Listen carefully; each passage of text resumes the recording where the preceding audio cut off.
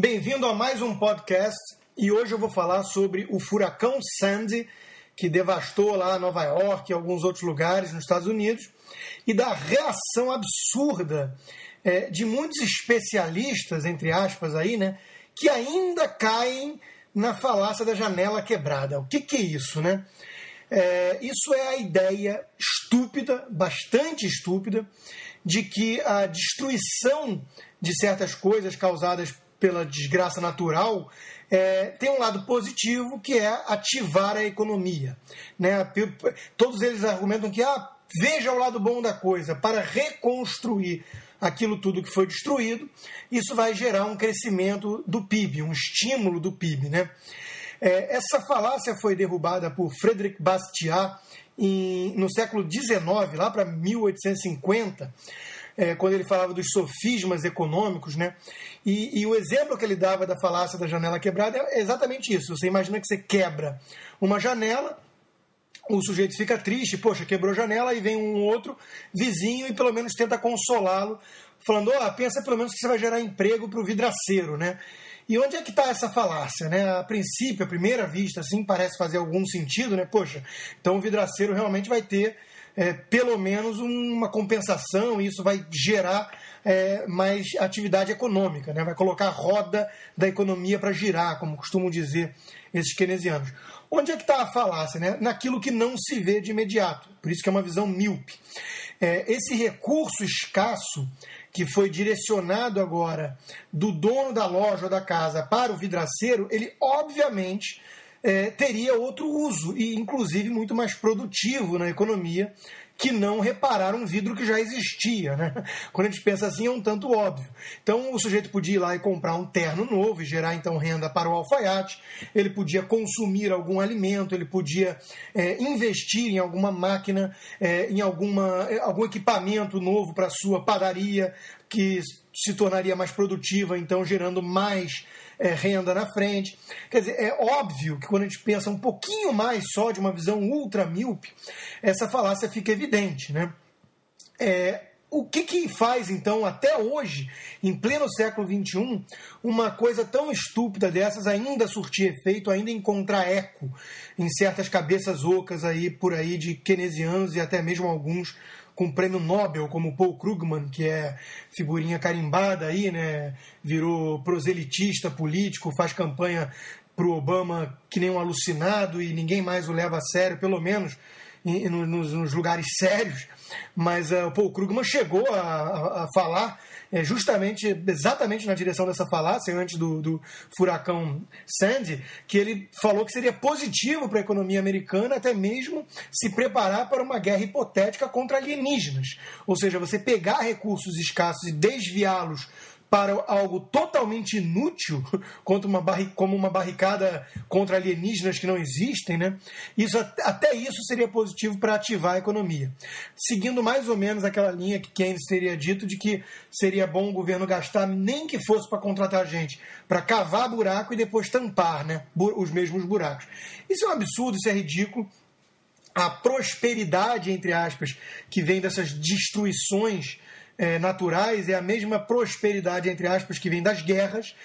Ludwig von Mises, da escola austríaca, já tinha apontado esse absurdo, inclusive falando que você desviar trabalho escasso, aço, todos os insumos necessários para construir um navio de guerra que vai terminar os seus dias no fundo do oceano, realmente achar que isso gera prosperidade efetiva, mostra o quão absurdo ficou a mentalidade aí do mainstream de economia, sempre focada, sempre vidrada nessa questão do PIB de curto prazo, né? Não só o foco do PIB já é um tanto perverso, né? Aquela formulinha de que o PIB é igual ao consumo, mais gastos públicos, mais os investimentos. Quer dizer, só isso já gera uma distorção de foco, quando todo mundo passa a ficar, então, olhando o tempo todo para o consumo, que é 70% desse PIB, né?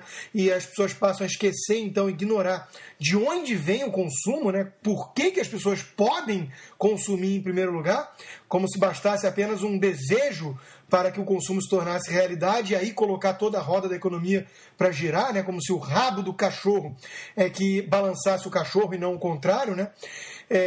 Basta citar que a minha demanda, por exemplo, é infinita. Eu tenho demanda por jatinhos particulares, por ilhas privadas, por mansões com 30 cômodos. A minha demanda tende ao infinito, né? Se bastasse eu demandar algo para isso se tornar realidade, e aí as pessoas produzirem para me atender e fosse tão simples assim, e aí o governo via seus gastos públicos financiados, inclusive, por emissão de moeda, né, sem lastro, se fosse tão simples assim, o Zimbábue estaria hoje como o país mais rico do mundo, a República de Weimar na Alemanha da década de 30, de 20, seria a prosperidade mais absurda e incalculável da história, e por aí vai. Quer dizer, isso é tão ridículo, é tão absurdo, que me choca realmente ainda ter que perder tempo repetindo aí os argumentos de Bastiat de 1850, mas que é fundamental repeti-los, porque, insisto, o mainstream ainda cai nesse conto da carochinha, e com gente de peso aí no meio acadêmico, pelo menos, ou da imprensa, né, da grande mídia, como o senhor Paul Krugman, como eu dizia. Basta a gente pensar, para ficar mais ridículo ainda esse absurdo dessa falácia, num exemplo mais limitado ainda de uma ilha onde tem Robinson Crusoe sexta-feira. E aí você imagina que veio lá um temporal, devastou aquele trabalho todo de um mês de Robinson Crusoe para colocar aquela casa dele em pé. E aí o sexta-feira vai lá tentando consolar Robinson Crusoe e fala: veja bem, Robinson Crusoe, pense pelo lado positivo. O seu trabalho de um mês foi perdido, a sua casa foi destruída, mas você vai poder ter atividade econômica nos próximos dias, no próximo mês, para reconstruir essa casa. Inclusive, em vez de você ficar aí perdendo tempo com a produção de uma rede que torne sua pescaria mais produtiva e possa pescar com o mesmo trabalho, o mesmo tempo, o dobro de peixe na frente, e aí sim poder consumir mais com lastro no que você poupou e investiu, né? Pense pelo lado positivo, nada disso é necessário, que besteira, isso é argumento de gente liberal, austríaca, que fala em austeridade, esse tipo de coisa, em poupança e investimento. Esquece isso, né? Você imprime moedinha de papel, você finge que isso dá lastro para os seus gastos, e você vai ter então um mês de emprego e renda garantidos para reconstruir a casa que você, vale lembrar, já tinha, né? E isso vai ser muito bom para a economia no próximo trimestre, porque vai gerar um crescimento fantástico do PIB, né? Olha, quando a gente fala assim, parece piada, né?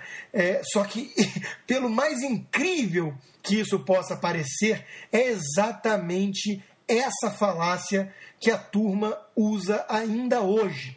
Na CNBC, teve um sujeito que veio exatamente com esse argumento de que o multiplicador do gasto público era 5, então se estimavam em 20 bilhões as perdas com o furacão Sandy, então a recuperação desses estragos todos causados, né, pelo furacão seria de 100 bilhões para o PIB nos próximos meses, no próximo trimestre. Isso realmente é repetido ainda hoje, né?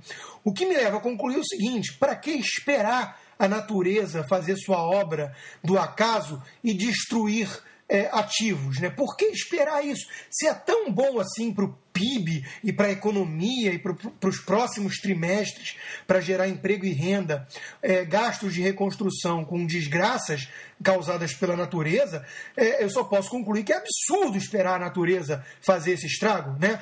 Vamos pagar, inclusive, porque vai sair barato pela lógica deles, gente para ir destruindo casas. Vamos pagar os vândalos, os bárbaros, vamos empregar essa gente. Olha que legal. Um plano de governo de destruição de tudo que está aí, né? E as pessoas vão destruindo as lojas, destruindo as casas para gerar emprego e renda, então, para toda a indústria voltada para a reconstrução desses ativos.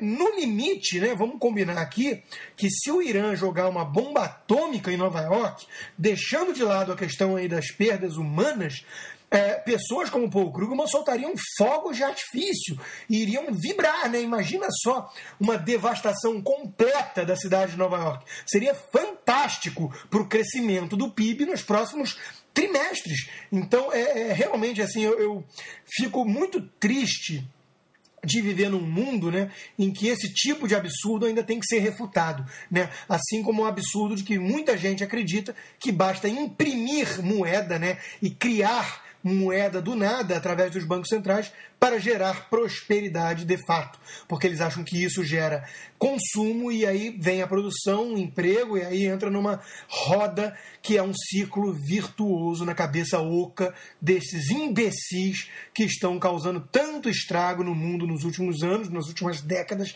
muitos deles no poder, muitos deles com PhD.